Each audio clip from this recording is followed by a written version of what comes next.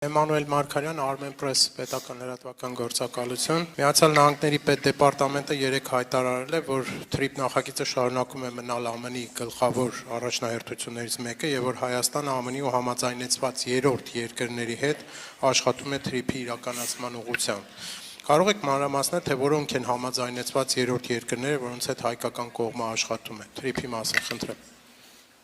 Շնորհակալություն, իսկապես չնայած աշխարհում եւ մեր մեծ տարածաշրջանում ընթացող ուրեմն ոչ այնքան բարենպաստ, եթե մենք ձևակերպենք ուրեմն գործընթացներին, Հայաստանի եւ Ամերիկայի միջև երկկողմ աշխատանքները TRIP-ի իրագործման ուղղությամբ շարունակվում են։ Ես առիթ ունեցել եմ ասելու, որ հիմա դեռ փաստաթղթային փուլն է աշխատանքների եւ ըստ էության միջպետական պայմանագրի համաձայնեցման փուլում են գտնվում, մենք մտքերը եւ դիրքորոշումներ առանձին հարցերի շուրջ անընդհատ ենք փոխանակում ամերիկյան վարչակազմի ներկայացուցիչների հետ, հուսանք, որ որքան հնարավոր է շուտ նաև կթևակողենք հաջորդ շինարարական ըստ էության փուլ եւ ահա սա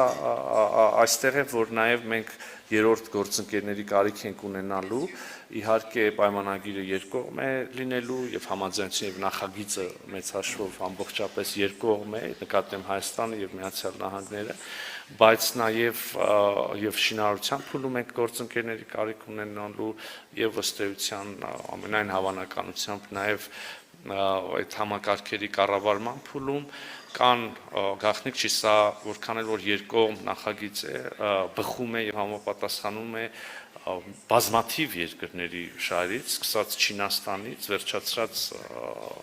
Պորտուգալիայով, Եվրոպայի ամենաարևմտյան մասը նայենք, Եվրոպական միության, ել չասած մեր անմիջական հարևանների այս TRIP-ը